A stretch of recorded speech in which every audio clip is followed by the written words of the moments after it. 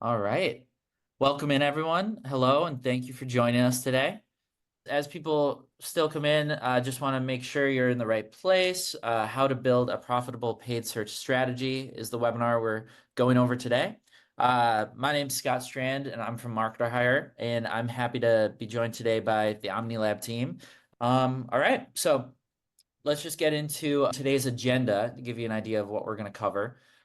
First, we're going to help you determine if it even makes sense for your business to invest in paid search. And then we'll kind of like getting into all the details, fundamentals of paid search. So we'll discuss what those fundamentals are around identifying high impact keywords. The Omni Lab team will explain some of the ways to de-risk that investment through optimization. And then after that, they'll cover, how to set up proper measurement, including offline conversions, micro conversions, things like that. And then finally, we'll discuss how paid search is changing as AI becomes a bigger and bigger factor in the world of marketing. And of course, we'll save some time at the end to answer some already pre-submitted questions and any other questions that come in throughout the webinar. So again, make sure to submit those via the Q&A section, and we'd be happy to answer those at the end. All right. But next, let's just get right into introductions. As I mentioned, we have Jonathan joining us today. Jonathan, I was wondering, could you take a moment to introduce yourself and maybe explain a little bit about OmniLab? Yeah, sure. I mean, I've been in SaaS pretty much ever since I graduated college. So in-house, out-of-house, sales side, marketing side. And then 5 years ago or so, Jason and I decided to build Omni Lab and make it a thing. We were doing all sorts of things in the beginning, like guest podcasts and email marketing and you name it. But then we centered around paid media, focused on trying to drive lagging indicators for a lot of SaaS companies we work with, and of course, balancing the levers between short-term types of campaigns versus long-term. And so now we've worked with something like 150 plus SaaS brands or so in the B2B space, mostly Series A to Series C, and kind of continue to work with more. So that's the short story. Awesome. Well, thanks for joining today. I'm excited to get into it. Jonathan and I worked on a webinar several years ago. Really Yeah, stuck it's with been a me bit. because, yeah, a lot of great insights. So looking forward to focusing in on paid search. Hmm. And then joining Jonathan is Jason, co-founder partner at OmniLab. So Jason, same thing. Wondering if you could introduce yourself a little bit and add anything Jonathan might have missed. Yeah, no, nothing missed. But my background, been lucky enough to work with dozens and dozens of businesses at large, from hands to keyboard operations and marketing from as long as I can humanly remember. It's been kind of my jam. Lucky enough to start a few businesses on the side as well in order to scale those fractionally. A lot of losses, a few wins. And then OmniLab, of course, being the amazing company that we've been able to build. Huge on operations and efficiency processes. And of course, the world of AI. As a past developer myself and someone who kind of hinges himself on building tools to fix problems, it's kind of the heyday, of course, with marketing and AI in general. So a little bit about me with my Awesome. funny, hilarious, off the cuff little description that I wrote. Yes. Yep. Awesome. Well, yes, thank you for joining as well. Excited to get into it. And finally, my name's Scott Strand. I have 10 years of demand gen experience also at B2B SaaS companies, my whole career, spanning, marketing and sales audiences to finance and HR to IT and cybersecurity. So lots of experience across a different range of audiences. I specialize in running high impact webinar campaigns that convert into pipeline too. And that's where I lend my experience to MarketerHire, working fractionally with them. Speaking of which, if you're attending this webinar and concerned about, time, expertise needed to run successful growth campaigns like paid search, that's where MarketerHire really can lend its experience and help. We connect you with the top 1% of marketers looking for freelance work, allowing you to get the best results, on your schedule, on your budget. So if you're interested after the presentation, visit marketerhire.com today or OmniLab, and you can book a custom scoping session with us and really see how you can get help to set up a program like this. Hmm. But after that, let's get right into it. I have roughly 30 to 40 minutes to ask Jonathan and Jason pretty much everything I can about paid search. I have some experience, but they are really the point experts. And so I'm excited to just kind of like grill them on a bunch of questions. But one of the first things that I think is the most important question to start out with for anyone considering paid search is, does it even make financial sense for you to invest in it or not? I think the answer can vary. It's not necessarily a yes all the time. Depending on a number of factors, it could not make sense and, focus attention elsewhere. So maybe Jonathan, I'll hand it off to you. How do you typically help your clients kind of determine if paid search is like the right channel for them?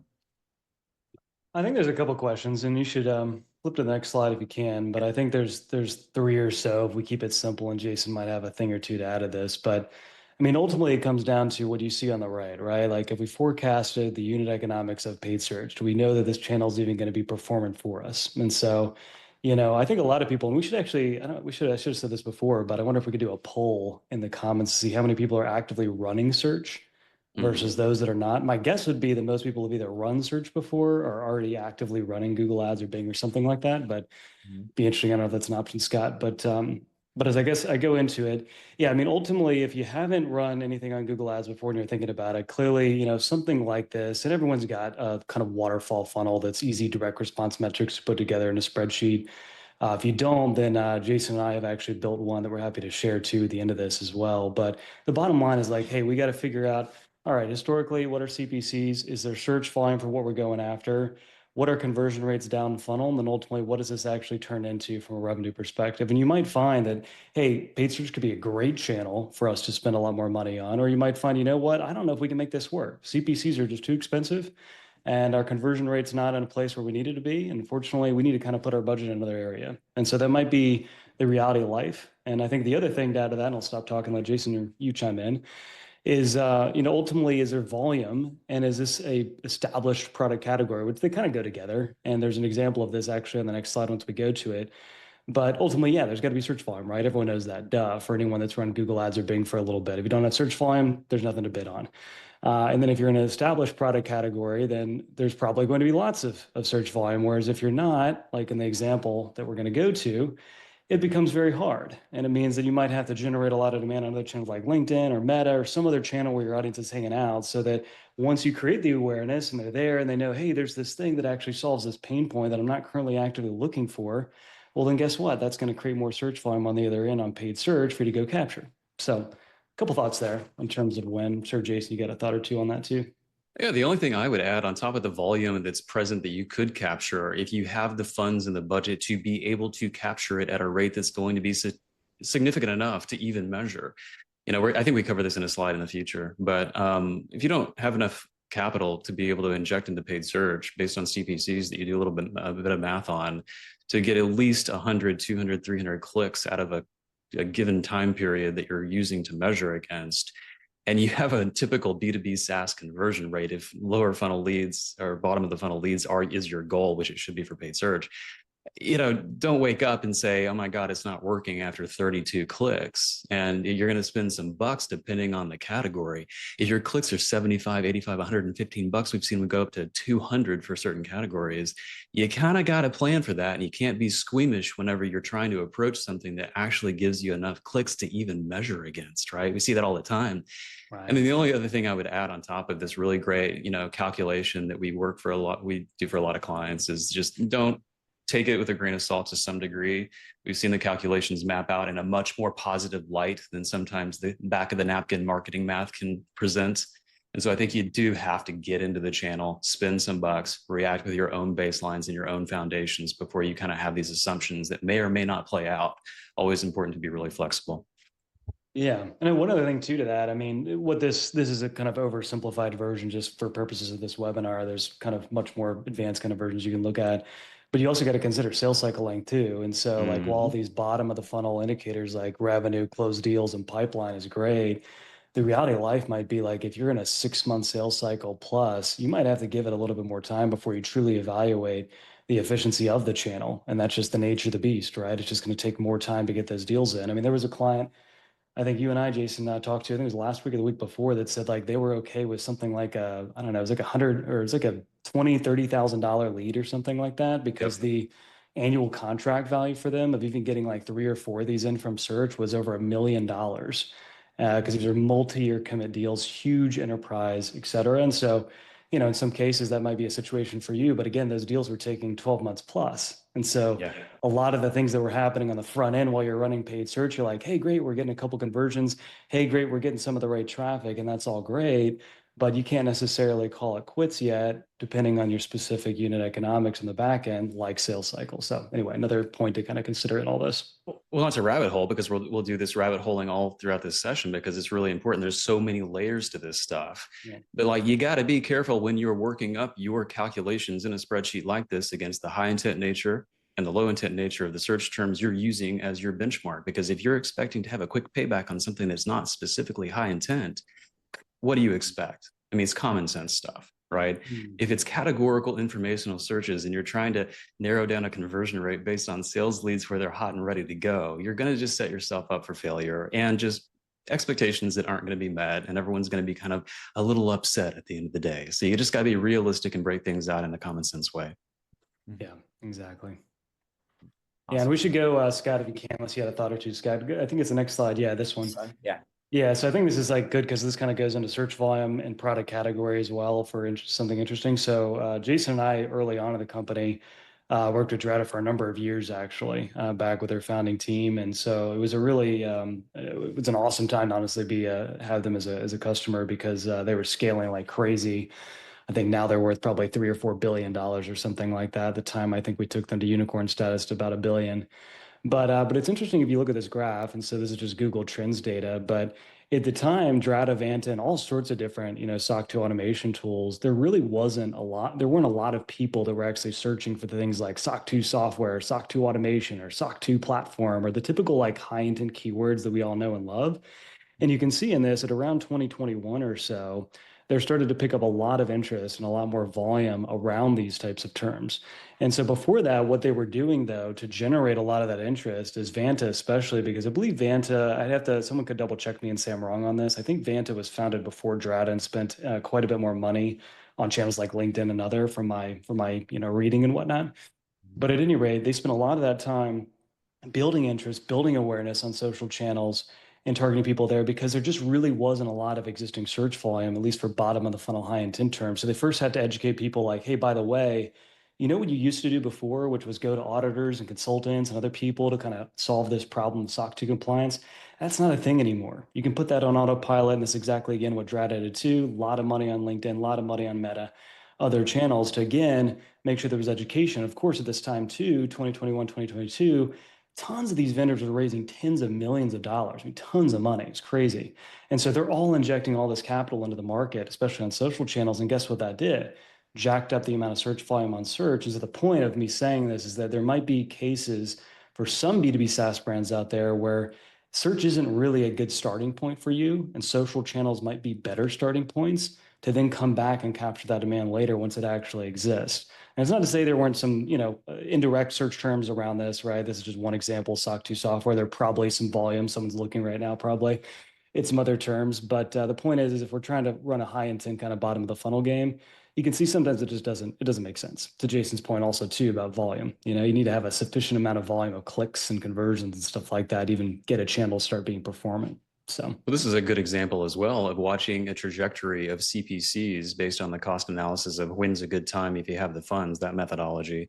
Watching CPCs go from $25 to $45 to $175, and then everyone's saying, wow, let's step back and see kind of what the lay of the land is. And to Jonathan's point, where do you think this spike in volume came from? Well, it's not people just magically searching for SOC 2. The awareness and the thing that was built from a product category foundational perspective was built in other channels, whether that's organic or paid. Right. Yeah. So the only way you can inform a channel category in order to have the searches go up, if you think that you can have control over that at a macro scale, is by making sure to get capability messages in front of people that solve the pains that they do know about. And then therefore it's going to become more familiar, like everyone knows, about the actual platform terms. And so it's really crazy. This was an amazing time to ride that wave of having to manage the CPC increases and then clearly just manage the cost per lead clearly, and then the conversion rates in the downstream funnel. But And I think one other thing, and then maybe Scott, you have a thought or two, but I mean, we're talking about paid search profitability in this whole webinar, right? It's like, why are we talking about LinkedIn and other social channels? And again, I think this is where some people sometimes confuse these channels. The channels work together. Paid search doesn't operate in a silo in this own little world it lives in. People are seeing and hearing and talking to friends on Slack, on communities, on LinkedIn, on you name it. They're all over the place. And so a lot of the things work together in unison. And so that's the reason that even after this volume picked up on search, it wasn't like everyone dropped all their budget on LinkedIn and Meta and said, screw all that stuff. Like, let's just double down on paid search because it's a little bit more attributable. No, man, they doubled down on everything. They were doubling down on capturing more demand on search as volume rose. And then they were also spending a lot more money on social channels because they knew that people were already hearing about them in those channels. And so when you get to search, the beauty of, again, making search more profitable is if you start seeing the name of the person on search, and say you type in like SOC 2 software, and I see Drata, and I've heard Drata 1,000 times over on LinkedIn or 1,000 other channels, you're playing into the bias of the familiarity bias or the mere exposure effect. And some of you have probably heard that before. And so again, all these things kind of work in unison, which is why, again, it's not just about making paid search alone profitable. It's about how you can also make the other channels work for you too. So, Yep. um, Yep. That's all awesome thoughts. It reminded me a lot of the company I work for, and it's a security awareness training.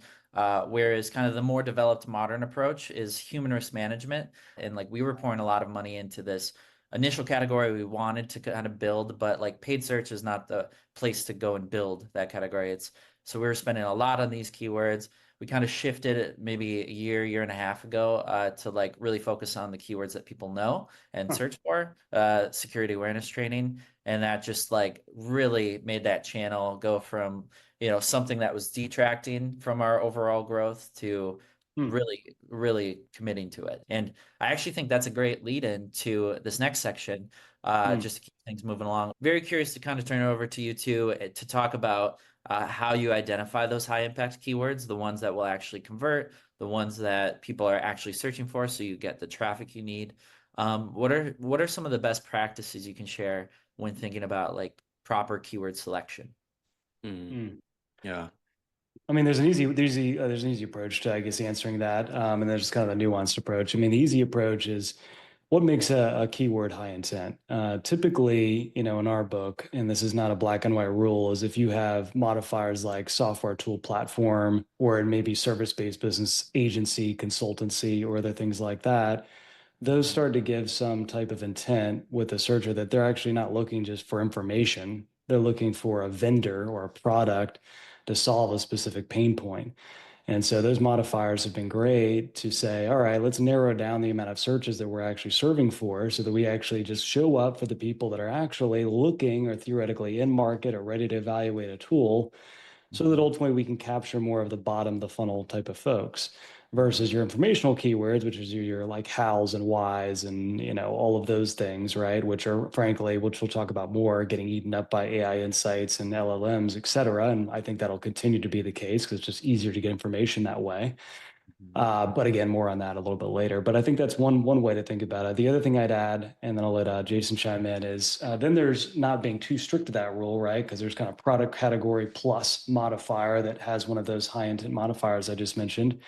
But not everything's going to fit into that bucket. And sometimes you might have, I think, Scott, you were just saying it's security awareness training, right? So in your space with Hoxon, I mean, training is, I would call a high intent modifier in that case. It's not, fits your typical example of things that I mentioned, but it is because they're looking for training. That's the thing that you guys offer. And so it makes a whole lot of sense. There might be also other capability keywords that we could talk about. Maybe you guys do this already at Hoxon that you can kind of mention. But things like, for example, Zapier, which we'll talk about in a second, which is HubSpot to Salesforce integration. That's the thing that I want to do. It's not necessarily the category that rolls up into it, which is workflow automation platform. But I'll stop myself there for a quick second because we'll get into that example here in 2 seconds. Mhm. The only thing I would add is coattail keywords, meaning keywords that are loosely associated with your product category, but are not a direct dotted line back to it. It's kind of like your example with training. It could be the word CRM if someone's looking for a product category and or vertical CRM, and you're closely related to a space of which a CRM is needed to amplify your product category. Could be interesting, could be expensive, but could be interesting as a test. And then use the data. You can use many tools to understand against the search term that's being searched, who is appearing in the SERPs and why and what are they appearing with, right? You can quickly see a lay of the land. It's not magic in the sense of like, let's just go bid on a bunch of keywords. If the entire world is rallied around bidding on some keywords that are delivering results based on product categories, products or services, then there's a good indication that someone's done the research historically that you could just ride the coattails on, right? So I think that's really important too, is clearly to do the research. And then don't underestimate competitor search as a way of an entryway to get into some really good bandwidth from a volume perspective of people who have already been there and done that if you're brand new to the market or brand new to search. Because you don't start a bidding war, don't go out and necessarily dump a bunch of funds on day one related to competitor search if you don't kind of have all your ducks in a row. But it's a really great way to be able to understand who to capture and why. Right. The other thing I'd add to this too that just made me think about is I think everyone knows this in general. Let's run search even for 2 seconds, but you're going to pay a lot more for high intent keywords. You're going to pay a lot more than you're typically used to. And so if you're coming from a world where you're going after lower intent informational keywords, then you're going to be quite surprised, like, oh my God, like how can we afford these? Like they're really expensive. Back to Jason's point, I mean, sometimes in the 30, 40s, $100 or so for a click. And also the volume's typically going to be a lot lower too, right? There's just less people that are in market looking for a solution today.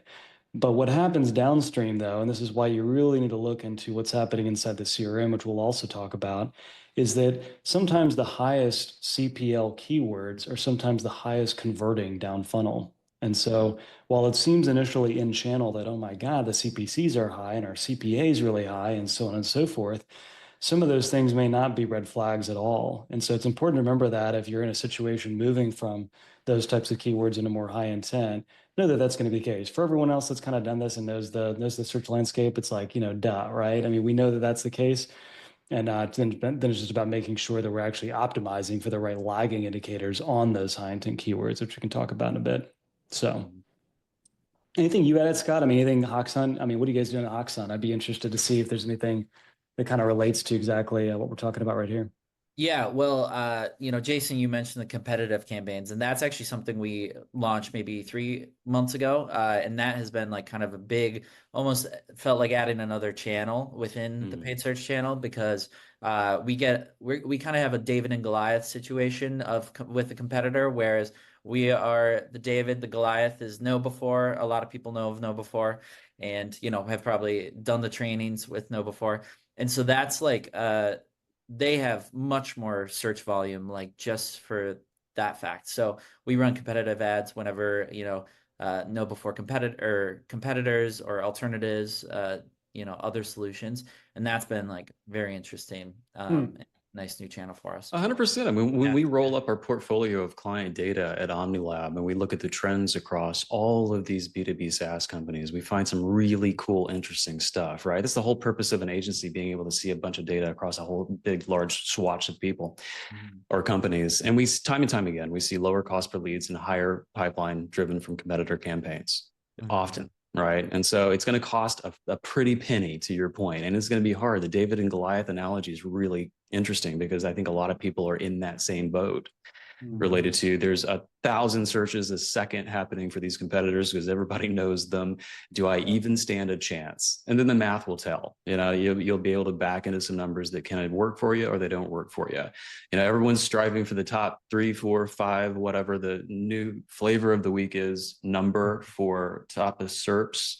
But there's some really good benefit to not even chasing that. We've seen too. It maps to a cost-efficient way to get a CPC for some high-intent terms and competitor terms, not necessarily hitting it out of the park, home run, top of page, top of first ranking, and still being able to facilitate those downstream metrics that kind of math out for some companies. It's cool that you're doing that. I'd be really curious to follow up to see kind of how that pans out in the future. Yep. Hopefully they're not watching this webinar now. They know they're Yeah. competitive. No, they're bidding Exactly. against them. Come Yep. on. Kick them out. Kick them out. Exactly.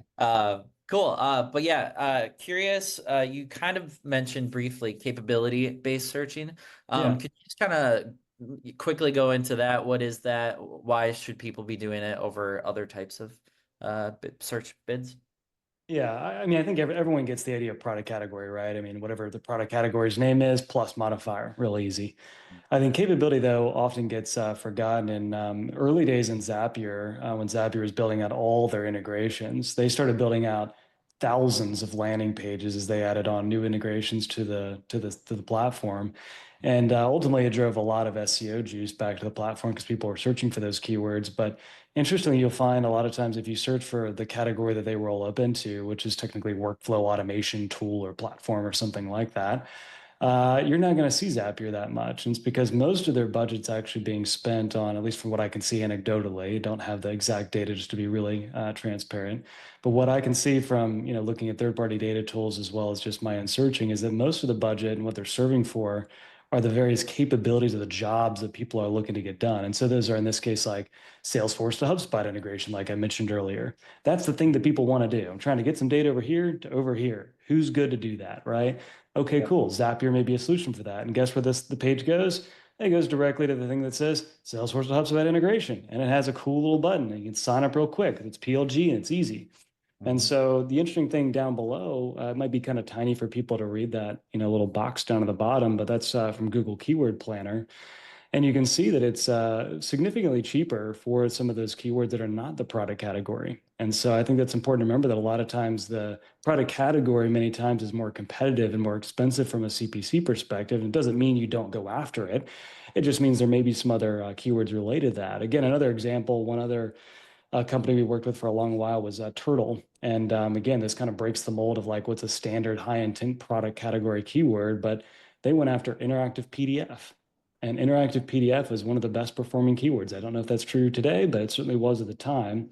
And that wouldn't fit the kind of typical patterns that we just talked about earlier, but it does fit the pattern of what people are looking to do. I have a static PDF today, trying to make it interactive. Interactive PDF, done. How do I do that? And there might be some other words around it based off of phrase match or exact or whatever it captures in the SERP. But again, another example of very successful, very high performing keyword, not related directly to the product category, more related to actually what people are trying to do.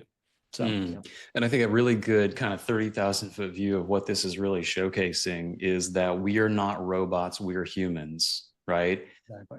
To think that everyone, the mass population is going to be so programmatic about the way of which they search, to search specifically workflow automation tool, because they're just so well spoken that they call it the exact thing that it is, would be kind of a miss for, I think, most people in marketing to really step outside of that and say, how are people that are humans actually searching for things? That's important. Maybe it's the capability-based search. Maybe it's a little looser interpretation of the general category.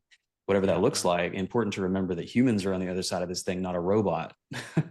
Well, and so, that goes back too to like the thing that we always say, right? Is like, B2B SaaS companies are famous for using all sorts of crazy buzzwords on their website and all sorts of nonsense in their ads. And it's like, just tell people in plain language, like what your product actually does. And come on, like just say it in plain language and use the customer's language, not the fancy stuff that you want to say that's revolutionizing the world with synergistic AI, blah, blah, blah, blah, blah nonsense. It's like, I don't know what you're talking about. It sounds interesting, but I have no clue and no context. And so it comes back to the same thing, which is very related to search as well.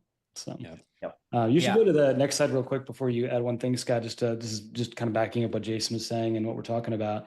But again, to the idea of like the product category and bidding on that, like workflow automation solutions or platform or things like that. I would bet if anyone's listening, or for the people that are listening right now, they go to Google right now and search for the same keyword, they'd probably see some of these same companies or companies that are likely not key Zapier competitors. And the reason is because these companies probably do something related to workflow automation. It's just an aspect of their products. They're trying to serve for these things to say, hey, by the way, we also do this thing called workflow automation. And so this is another reason why sometimes it can be dangerous, where ideally in search, you want to go after keywords that are most directly aligned with your product, not the indirect stuff, not the stuff you're trying to move someone from here to there. Those are always a little bit harder games to play. Still possible, but harder. And so in this case, is another good example of like all these companies, not direct competitor to Zapier. I mean, where's Make, for example? Make would probably be the most direct competitor to Zapier, just non-existent. Again, probably because of the same problem. And so that's where you just got to be a little bit careful when you're thinking about bidding on these keywords and just thinking about, hey, who else is going after these? Is this really a good way, to Jason's point, that the customer's looking for this type of thing? Because if not, then you're going to waste a lot of clicks and traffic and stuff like that because people are not actually looking for, what the search term is. So. And a little Right. unrelated to the specific topic, but this is a good example of what we're talking about. I would say that these search results need some work, because when you see these examples in front of us, do they answer the questions that people are going to have when they're looking for a solution related to this category? When you say something like, we provide solutions, wonderful. What solutions? Intuitive operation of what? AI-driven workflow automations, the closest to something that kind of maps to the actual search term, but at the same token is just basically saying, we sell milk. You got to get a little bit more, off the cuff here to be impactful in paid search. And that's why it's really important to remember that this is still marketing. Again, don't be robotic. Be human, still add that marketing flair to anything and everything that you do by using benefit and capability-based language in these things, in these text ads. It's not reserved for just paid social, right? So that's, I think, a good example of some examples that pop up when you're going down this line of thinking. But it needs a little work, to get it right. 100%. Definitely agree. Yep. Cool. Well, let's keep moving on. Next section I think is really powerful too. And so would love to kind of get your, best tips on basically optimizing your program. Let's say running, I'm sure a lot of the attendees today are already running some paid search programs. How do you kind of help clients to go look at that data and then basically fine tune? I like how you say a lot of times de-risking the investment. So I would love to hear like some of your tips for making it just a more manageable program to run after it's already live. Yeah, for sure. Yeah, skip to the next slide if you would, and then we can kind of jump to the next one. But yeah, I mean, ultimately, you want to de-risk it as quickly as possible, right? Because I mean, ultimately, when you're spending a lot of money on search or really any channel, everyone wants to know like, hey, what's the ROI? When are we going to get good results, et cetera? And so everyone's job is on the line. Everyone's under immense amounts of pressure right now. Every single marketer I know feels a lot of pressure right now. And so the easiest thing to do for those that are already running paid search is to run an analysis that you can do every single month or every single quarter or however often you feel like it's necessary, but ideally probably once a month or once a quarter. And if you go to the next slide, just to show you an exact example of something we did recently. Yeah, one up, there you go. This was a client we recently onboarded about 3 weeks ago or so, and I've kind of obviously blurred out some of the keywords just so that no one, if anyone's competitive here, we don't get in a weird situation. But we saw that there were around $16,000 worth of spend over, I believe, 90 days, 16,000 or so, 90 days, no conversions, nothing coming from these keywords. And then you look at all the ones that actually do have quality conversions, again, keyword quality, then you really bubble down and there's only 9 keywords or so that actually fit that description. And so the more interesting thing is you look to the right there, look at search impression share where the colors are, green, yellow, and red. And then again, green representing the lowest search impression share, meaning that there's still plenty of additional searches for that keyword. And then red meaning that, we're running out of search impression share. But again, we're still in the, 62s? Yeah, I mean, still plenty to be able to go after. It just means that we could take that budget, turn off all those keywords, save the 16, not increase our budget, 0 increase to budget. Just take that money and then throw it into the best performing keywords, max out search impression share as best we can, and drive better results, getting more conversions for, hopefully attractive CPL. And so I think that's the thing that, sometimes we just want to be like live on everything and test everything and throw more into the channel. And hey, we need more data. And hey, my boss said that this keyword is something we have to be serving for. And so I know there's all those situations, and sometimes there's some rationale for them. But I think if we just take a step back and pause and say, well, wait a minute, like, let's just do some simple math here. And again, like, this seems like such a duh thing. For anyone listening to this, is like, yeah, duh. Aren't we doing that? I'm literally telling you, like, so Jason and I together and the whole entire company of Omni Lab, we've audited so many accounts where the same thing happens time and time again. And so it's one of those things that if you run on live Google ads right now or need us, to kind of take a look at it, take a look at this stuff. And I bet you that this is happening already right now with that, again, probably 80-20 rule, right? 20% of the keywords are probably driving 80% of the value. So anyway, I'll stop myself there real quick. But Yeah, just don't get wrapped up in ideas of maybe it's going to work, right? Oh, maybe this keyword sounds like a good fit. Maybe we should let it continue to run. Maybe we should add more keywords to the mix when you have these 5, 6, 7 in front of you. I mean, look at the top row, cost $645 for 7 conversions with 10% impression share. You have 90% impression share. You could go spend the rest of the money in. If it were me, I could make a really good test case out of sticking every dollar you have in that one keyword and calling it a day. Until you can capture that and you can retain and have a flat line foundational, yes, we can retain the conversion rate at that CPL and still capitalize on 70, 80% of the impression share. I mean, come on, it's like, there's the magic right there, right? So be realistic with your interpretation. There's a whole lot of hope for gain out there where people try and test and experiment, but there's oftentimes gold right in front of them. Go to the next slide. It's probably a good point to transition, because here's another example. So if you're not looking at the data analysis properly and segmenting by every known facet in the back end of these channels, this does not apply to just paid search. This is a Meta thing. This is a LinkedIn thing. This is every channel. But you can look at conversion rates, which we're highly focused on at Omni Lab, and making sure that we understand what's happening from devices, which you can see here, a massive change from a conversion rate perspective on mobile phones and computers with this data set, which is just a small fraction of some of our clients. And you can see where the focus should be. Again, back to the search impression share. You got 18% captured on computers with a 2.16 conversion rate. You're barely converting on mobile phones. That's for various reasons. It's not just because of the channel. It's because of your website. It's because of the experience. It's for a lot of things. But why would I spend any more money on mobile phones? I don't know if anybody could get behind that decision, and people are not looking at this stuff based on Jonathan's point of us auditing a whole lot of companies, and not just small companies. So the next slide also shows a really good example of another kind of pivot to do. And this is common stuff. We know to look at geos, but I think we often don't do it as well as we should and as often as we should as marketers. So here's another good example from a conversion rate where you have a 2x conversion rate in Canada versus UK, just off the cuff. And this doesn't have search impression share here, but you could. You can see exactly where to spend the money, especially if you're strapped for cash. So back to where should you enter into paid search? Go a little bit wider than you're comfortable with, or have some good hypotheses based on your targets, and then get into this data as quickly as humanly possible to validate those things, because these are the things that make or break paid search accounts.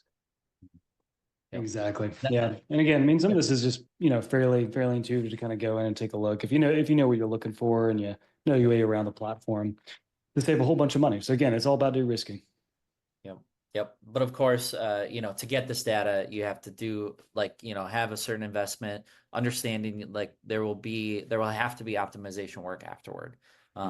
Yeah. Oh yeah. This is for established brands. I mean, that are already spending. So I mean, if you don't have the data, then not much to do. But yeah, I think everyone's pretty familiar with the Google Ads and Bing landscape, and everyone's spent there at one time or another. And again, I think too, to say before we move on is, I think a lot of people at some point have probably had Google Ads not work for them, and this is not a performance channel. And so I think this is like one of those things where, well, it's not dead. Maybe we just didn't execute in the right way on the channel. And execution is so important, right? Because you can execute a lot of different ways in a lot of different channels. And so if you had a bad experience or it didn't work with a prior agency or an in-house team or a consultant or whoever, right, it just didn't work for some reason, then maybe there's some credence for taking a look at it again and taking a look at some of these things to go back and say, hey, can we maybe get back into the Google Ads world and de-risk it? We know a brand that's doing this exact thing. They turned off all paid search, and guess what? They're coming back to take a look at it again, and they're already starting to see some success with it. So, it just depends. You gotta stick your foot in the pool again and see if it works. So definitely. Cool. Let's keep this moving. Definitely want to ask about measurement overall, because like we just said, measuring to be able to optimize is very important for a campaign. So was hoping you guys could talk a little bit about offline conversion tracking, for people that might not be as familiar, explain what that is, just quickly, but then, how to kind of use that to, iteratively improve your campaigns. Yeah. I mean, at a high level, it's the events that happen outside of the ad channel. And so there's the things like MQL, SQL, opportunity, the things that are happening in your CRM, whether it be Salesforce, HubSpot, or another. And so in short, very simply, it's just about, either looking at that data visually inside your CRM or getting it back through offline conversions through events that can be transmitted either dynamically, automatically through HubSpot events or through Zapier or another type of tool from Salesforce back to the channel. And ultimately, the idea is we just want to give Google Ads more quality signals on what's working. And even if you don't have enough of them, even having a few of those signals come back helps, because then whoever's managing the channel itself can say, hey, wait a minute, I know this keyword has a really high CPL, but man, look at all the pipeline that's coming from it. Maybe we should think twice about turning off that keyword. And that's the ultimate conversation we want to have. And it goes back to that other spreadsheet we looked at, right? We were just looking at quality conversions, weren't looking at pipeline. That's the additional thing that wasn't in that specific spreadsheet when we were talking about it. But that's the additional type of thing that we need to look into. So that's pretty much the basic one, 1, 2, 3s. Yep. Yeah, again, B2B SaaS, we're not e-com. We don't have hundreds and hundreds of conversions in a calendar month or a period of time. We have to use the data that we do have to the best of our ability. And that kind of lends itself to the point of micro conversions as well. There's two ways of thinking about it. You're feeding an algorithm in order to allow it to do what it does best, which is use the data, crunch the numbers in order to give you the best benefit that it possibly can. And then to Jonathan's points, the human being sitting on the other side analyzing the data. So those two things kind of have to go in tandem, because there are signals that a human being can look at and say, all right, got it. This is actually working a little bit more proficiently outside of hardline conversions than I had anticipated when looking at just form fills.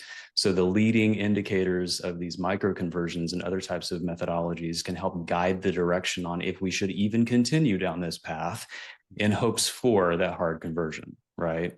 And so people oftentimes get kind of mixed up with the reporting side of this house, where you have duplication all over the place. If you're doing micro conversions and you're doing offline conversions, and then you're doing hard form fill leads from a Google Tag Manager tracking perspective in channel, you're going to have, there's no way to say what's your cost per lead and have an actual hard form fill cost per lead in channel. And that needs to be okay, because the goal here is making a more optimized experience for the channel with human and AI driven stuff, meaning the algorithms in the back end of these channels, to make the thing hum. Use other sources, use your CRM to do the calculation on hard conversions and CPLs if you need to, but get the data in there so it can learn.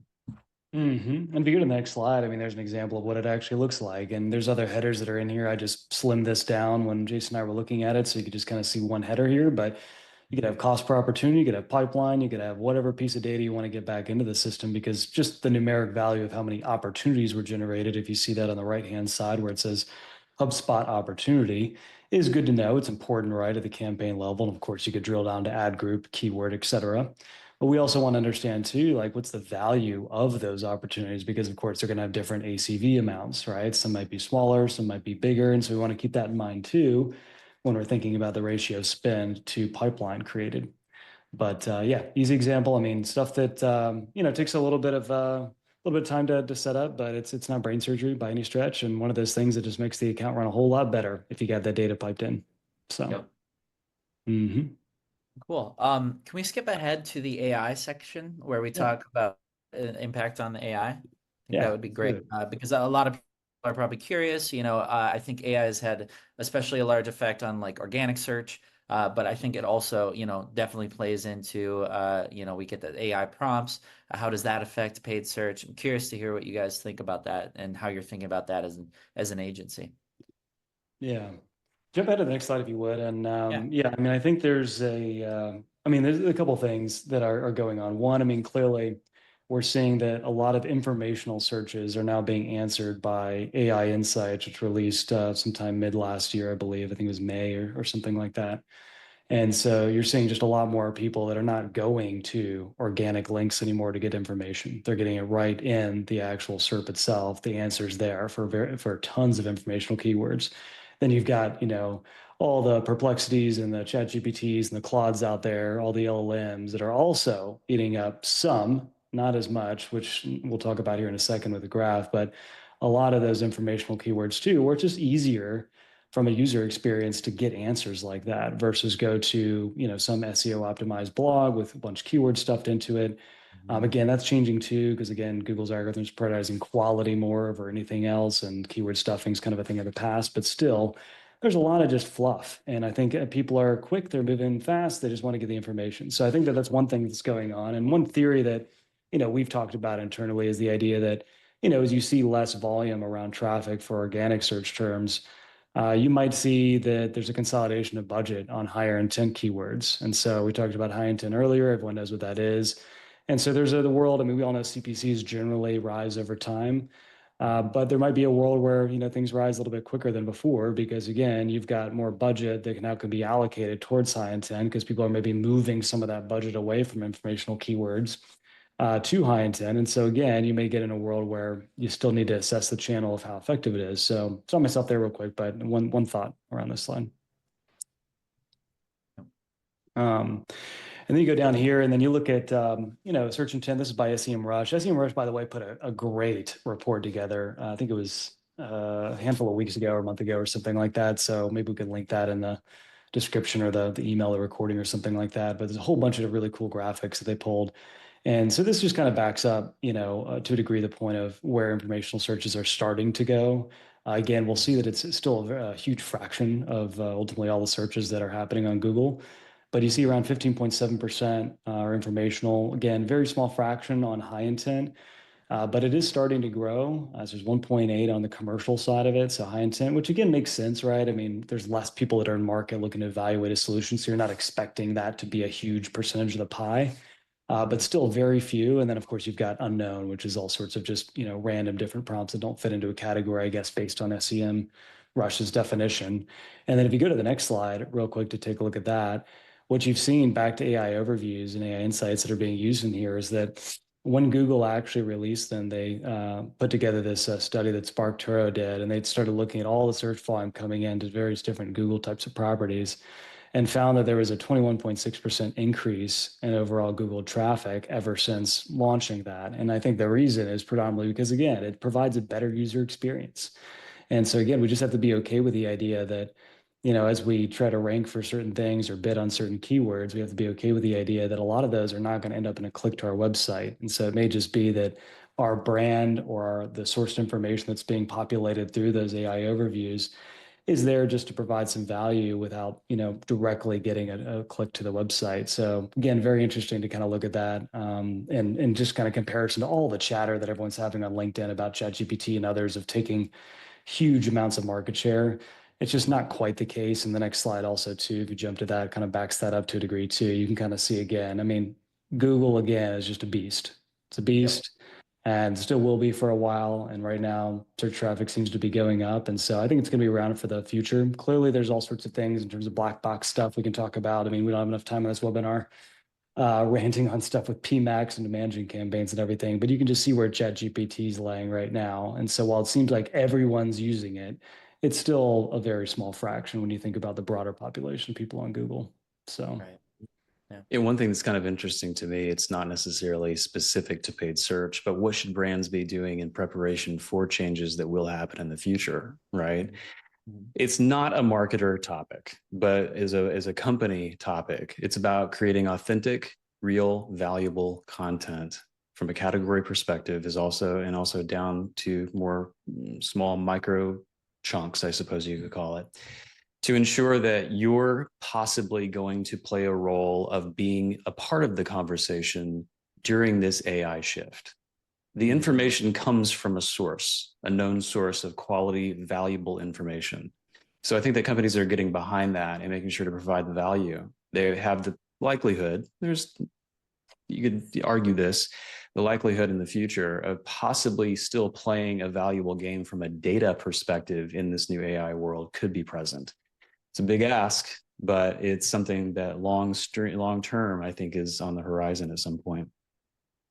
So I think the takeaway from us, I mean, we were thinking about takeaways, like what's the takeaway here? I mean, a lot's changing really, really fast, but I mean, clearly church isn't going away, bottom line, still a very viable channel. Still plenty of people are searching for commercial high intent keywords where you can drive, pipeline, good conversions, good quality, et cetera. But of course, we know that, there's more referral traffic coming from ChatGPT and other LLMs out there. And so clearly it's worth paying attention to. And I'm sure that this graph is going to look a lot different in 6 months to 12 months. I don't know what it's going to look like, but I bet you it's going to be, ChatGPT is going to be a lot higher than what it was before. Because, again, it's a new technology. And a lot of people, you get the early adopters, right, that all are on it. Feels like all of us in SaaS are on it. But again, there's a lot of industries that are just not that quick to adopt new technologies. And so, So yeah, we'll kind of see how things play out, and see if we're right too on CPCs potentially increasing a lot more as there's consolidation of budget around informational keywords, but TBD. Yep. Yep, definitely agree. It's an interesting space to watch. But awesome. We're coming up on our final time, so I just want to hop into a quick Q&A. We got some questions pre-submitted. There's a question here from the live audience, so would love to pose that to both of you. One came in while we were presenting earlier. We mentioned impression share, and Daria wonders if that should be a target for companies. There's examples of campaigns that have a low impression share but more conversion, and then there's like high impression shares with lower conversions. Should that be a target that for companies? If there's good results behind the keyword that we're going after, then yes, 100%. I think it's a great question. And, it goes back to the example we shared earlier, right? I mean, should we target a specific impression share of 90 or 80 or whatever the number is? Yeah, sure. Well, if the data says that ultimately we should increase search impression share on those keywords, I think it just comes back to following the data pretty simply, unless I'm missing the question. But, are we getting quality conversion from the keyword? Do we have additional search impression share to hit? Great. Let's increase our target to hit a higher search impression share, because we know that if we appear for more searches, we're likely to drive more conversions because we already have proof that they're getting good quality conversions in pipeline and hopefully other things down funnel. So 100%. Yeah. Yeah. Yeah. There's a difference too between non-brand and brand, right? So brand, if you're wanting to defend your brand because you have companies who are actually bidding against you, trying to steal market share, right? Then, of course, a goal of 80, 90, close to 100% might be a wise thing. Maybe not from a conversion perspective, from a brand defense perspective. Yeah.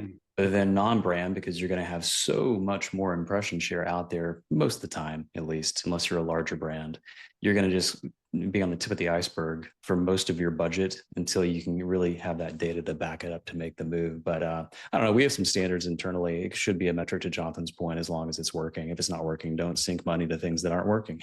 Exactly. Perfect. Yeah. Another great question that was pre-submitted before the webinar. What's a good starting point for a company who has never had a paid strategy before? And of course, we've talked about this from a few different perspectives and had examples from different perspectives. But yeah, if we want to just kind of like summarize, where would someone who has never done this before kind of get started? Paid strategy. So paid search specifically, I guess we're talking about, just keep it specific. Yeah. Well, I mean, I think the easy starting point, if we've never done it before, is number one, to again go back to the questions that we asked kind of the front end of this. Like, I mean, number one, am I an established category? Is there existing search volume for what I do, right? Are people searching for it? And if the answer is yes to that, then I think clearly there could be a case for spending some money on that. Again, after running some numbers. Now you can use Keyword Planner and Ahrefs and all sorts of other tools to estimate what CPCs might be. I can tell you that they're almost never, exactly what those tools spit out. And so unfortunately, you're just going to have to really spend a couple of bucks to see what the world actually looks like and run the campaign for 30, 90 days at least to get some true data. Then you could rerun your numbers just to see what things look like. But the reality is you're probably going to need more time. I think the one thing that I'd say with this is that I just be very careful about, people that have never started, never done this before, that this isn't something that you just kind of do for a month or two and then walk away and say, well, we tried that. We didn't get much out of it.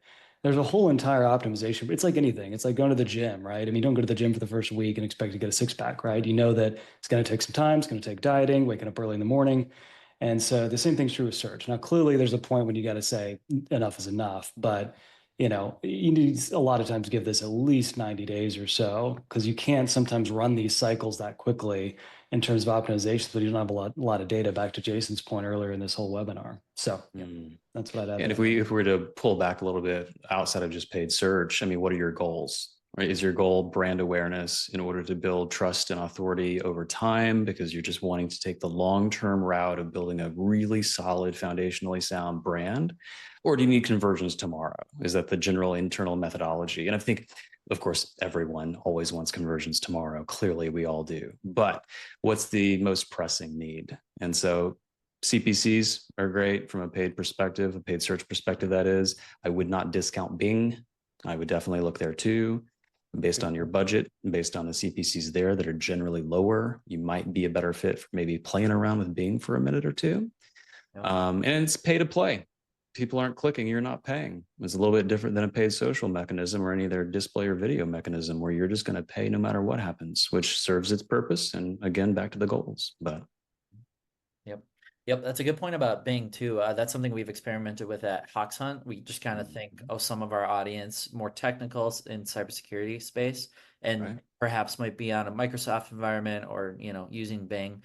And we've seen some pretty promising results there. It's still like a fraction of what our Google ad Right. spend is, but it's something we're testing consistently. Sure. Yep. Yeah, the great thing with Bing is you can have a small fraction of the firmographic matching that you have on LinkedIn as audience criteria on Bing. So it does give you a little bit of a leg up, even though we have a lot less volume at large, a little bit of a leg up to get in front of the right people.